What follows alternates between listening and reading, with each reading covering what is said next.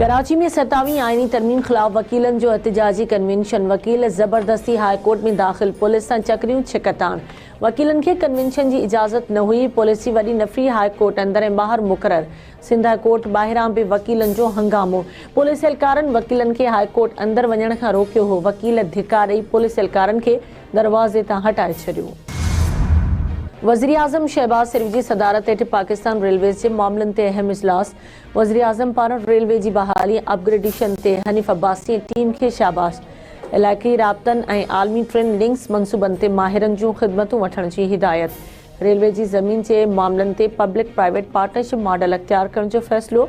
वज़ीर आज़म की ब्रीफिंग में बुधायो वियो त कराची, लाहौर, रावलपिंडी और फैसलाबाद रेलवे स्टेशन से वाईफाई की सहूलत फराहम कई पई वञे। 48 रेलवे स्टेशन से 31 दिसंबर ताईं मुफ्त वाईफाई फराहम थींदी। थर रेल मनसूबे के हवाले से सिंध हुकूमत से गॾिजी कम कयो वेंदो।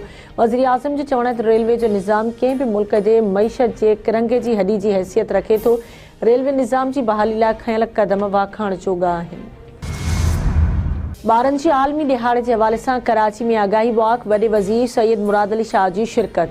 समाजी भलाई वारो सूबाई वज़ीर मीर तारिक टालपुर समेत ॿिया अमलदार ऐं ऑफिसर शरीक।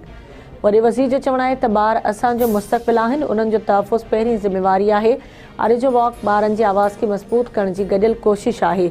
असां अहिड़ो माशरो जोड़ींदासीं जिते हर ॿार महफ़ूज़ ऐं बाख्तियार हुजे। तालीम सां ॿार पंहिंजो मुस्तक़बिल रोशन बणाए सघनि था। ॿारनि जी ज़हनी वाध वेद सां गॾु तरबियत तमामु ज़रूरी आहे। चाइल्ड लेबर ऐं ॿारनि ते ज़ुल्मनि ख़िलाफ़ सिंध हुकूमत कमु कंदी रही आहे। सिंध हुकूमत स्कूलनि खां ॿाहिरि ॿारनि जो नंबर ॿुड़ी करण जी कोशिश करे रही आहे। नंढी ॼमार में शादी के हवाले से भी कानून साज़ी थियल आहे। सिंध हुकूमत मकानी खातनि जे मुलाज़िमनि जूं वधायल पघारूं जल्द ॾियण जो ऐलान करे छॾियो। मकानी इदारनि वारे वज़ीर नासिरुद्दीन शाह हैदराबाद में तकरीब के ख़िताब दौरान चयो त कुझु ॾींहंनि अंदरि मकानी खातनि जे मुलाज़िमनि जी पघारुनि में वाद वारो मसइलो हल थी वेंदो। समरी वॾे वज़ीर ॾांहुं उमाणे छॾी आहे। हैदराबाद जे इशूज़ ते कुझु कमु थियो आहे, कुझु प्रोजेक्ट्स ते कमु शुरू कयो वेंदो।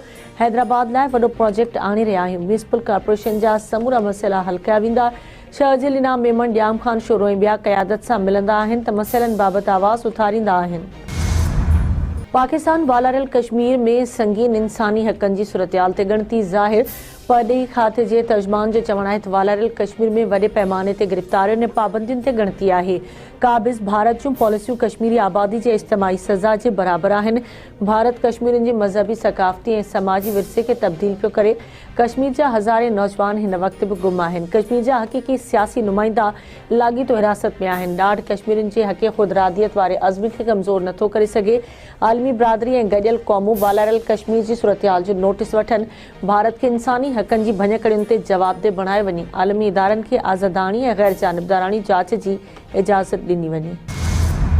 भारत से हिक ॿी जंग जो भी ख़तरो अञा मौजूद है। भारत खिलाफ़ जंग में पाकिस्तान की कामयाबी जो सर्टिफिकेट अमरीका ॾेई रहियो आहे। अमरीकी सदर मुदाख़लत करे जंग बंद कराई, पर वरी जंग थी सघे थी। बचाव वारे वफ़ाक़ी वज़ीर ख़्वाजा आसिफ जो ख़ानगी टीवी सां ॻाल्हियूं। चयाईं प्रॉक्सी वार मॉडर्न वॉरफेयर जो एक टूल है जेका ॾहाकनि खां हले पई, उन में हाणे शिदत अची वई आहे। प्रॉक्सी वॉर दौरान 80 जे ॾहाके में लाहौर ऐं रावलपिंडी में धमाका थिया। घोटकी ज़िले में हलंदड़ बिरादरी तकरारनि जे हल लाइ अमुन काफ़िलो खानपुर महर वेझो खानगढ़ गोहर पैलेस पहुतो। सरदार अली गोहर ख़ान महर सां मुलाक़ात। सरदार अली गोहर ख़ान महर जो चवण आहे त ॿिनि ॾींहंनि में सभिनी खे ख़बर पइजी वेंदी। इनशाअल्लाह हू सिंध हुकूमत ऐं धुरियुनि सां ॻाल्हाईंदो। बिरादरी तकरारनि जे हल लाइ अॻभराई थींदी। असांजी हमेशह कोशिश रही आहे त इलाइक़े में अमुन थिए ऐं तकरार ख़तमु थियनि। अमुन काफ़िले वारनि खे जस हुजे जेके अमुन जो पैगाम खणी आया आहिनि। असांजो समूरी धुरियुनि सां भाइरी वारो तालुक़ु आहे।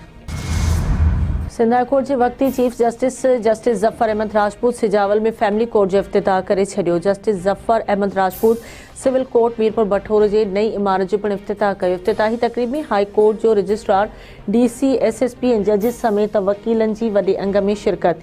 वक्ती चीफ जस्टिस जो सिजावल ठटे में समाजी बुराइनि ख़िलाफ़ आगाही मुहिम शुरू करण ते ज़ोर। वकीलनि जा जाइज़ मुतालबा हल करण जी ख़ातिरी। वक्ती चीफ जस्टिस जो चवण आहे त समाजी बुराइनि जे ख़ात्मे लाइ सहाफ़ियुनि, सियासतदाननि, इंतिज़ामिया खे गॾिजी हलणो पवंदो। इंसानी हक़नि जो तहफ़ुज़ ऐं कानून जी भञकड़ी कंदड़नि खे सज़ा ॾियणु अदलिया जी ज़िम्मेवारी आहे। सही स्क्रूटनी ऐं मज़बूत फ़ैसिला इंसाफ़ जो ज़रियो आहिनि। फैसलाबाद की केमिकल फैक्ट्री में धमाके की शुरुआती रिपोर्ट जारी। पंजाब हुकूमत की जोड़ियल 4 रुकनी जांच कमेटी रिपोर्ट जारी करे छॾी।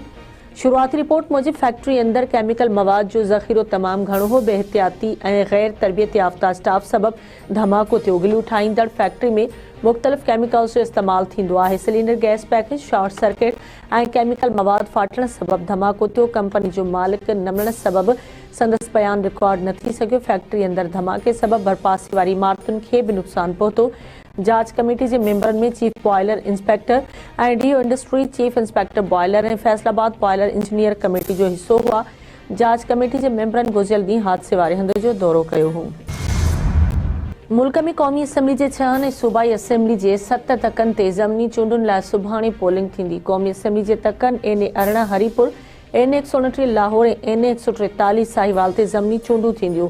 NA 185 DG Khan, NA 96 Faisalabad ऐं NA 104 फैसलाबाद ते भी आचर ॾींहुं वोटिंग थींदी। सूबाई असम्बली में पंजाब के 7 तकनि ते पिणु ज़मनी चूंडूं थींदियूं।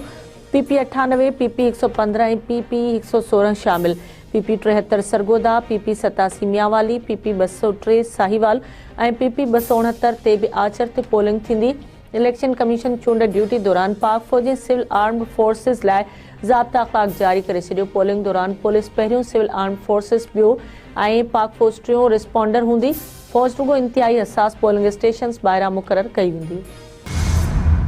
6-7 मई की रात पाक भारत जंग दौरान पाकिस्तान भारतीय राफेल जहाज किराया हुआ। अमरीकी सदर डोनाल्ड ट्रंप ऐं अमरीकी कांग्रेस खां पोइ फ्रांसीसी कमांडर भी तस्दीक करे छॾी। नेवल एयरबेस के कमांडर कैप्टन यॉक लॉनी जो चवणु आहे त ख़राबी राफेल जहाज़नि में न हुई पर भारतीय पायलट्स में हुई। ज़हरान ममदानी से मुलाक़ात हाकारी नतीजा ॾींदड़ रही। उम्मीद है त ज़हरान ममदानी न्यूयॉर्क लाइ बहितरीन कमु कंदो। ज़हरान ममदानी बाबत राय तब्दील थी आहे। शायद हू क़दामत पसंदनि खे हैरान कंदो। साणुसि मुकमल सहकार कंदासीं। अमरीकी सदर डोनाल्ड ट्रंप ऐं न्यूयॉर्क के नए चूंडियल मेयर ज़हरान ममदानी की व्हाइट हाउस में मुलाक़ात। शहर की सूरतयाल, महांगाई, तरक्याती मामलन समेत मुख़्तलिफ़ मौज़ूअनि ते तफ़सीली ॻाल्हि ॿोल। डोनाल्ड ट्रंप ममदानी के मुकमल सहकार जो यकीन ॾियारियो। चयाईं मुंहिंजे वोटर्स भी ममदानी के वोट ॾिना। ममदानी नेतन्याहू के गिरफ़्तार कंदो या न कंदो उन ते के ॻाल्हियूं नाहिनि थियूं। पाकिस्तान ऐं भारत विच में जंग समेत 8 जंगियूं रोकरायूं। हमास के हथियार फिटा करणा पवंदा। यूक्रेनी सदर के असांजो अमन मंसूबो मंज़ूर करणो पवंदो।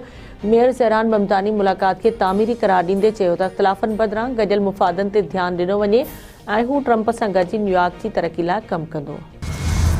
त्रिमुल्की T20 सीरीज़ में अॼु पाकिस्तान श्रीलंका विच में मैच खेॾी वेंदी। रावलपिंडी के मैदान में खेॾी वेंदड़ मैच शाम 6 वॻे शुरू थींदी। पाकिस्तान T20 सीरीज़ में ज़िम्बाब्वे ख़िलाफ़ पहिरीं मैच में कामयाबी हासिल कई आहे, जॾहिं त श्रीलंका ज़िम्बाब्वे खे हाराए चुको आहे। श्रीलंका के 5 रन्सुनि तां शिकस्त ॾेई Pakistani team rising star Asia Cup की फाइनल में पहुची वई। आचर ॾियारे क़ौमी टीम जो मुक़ाबिलो बांग्लादेश ए सां थींदो। ॿिए सेमीफाइनल में दिलचस्प मुक़ाबले खां पोइ श्रीलंका ए खे हाराए फाइनल लाइ क्वालिफाई करे वरितो। क़ौमी टीम श्रीलंका ए ख़िलाफ़ पहिरीं बैटिंग कंदे 20 ओवरनि में 9 विकेटुनि जे नुक़सान ते 153 रन्स ठाहियूं हुयूं।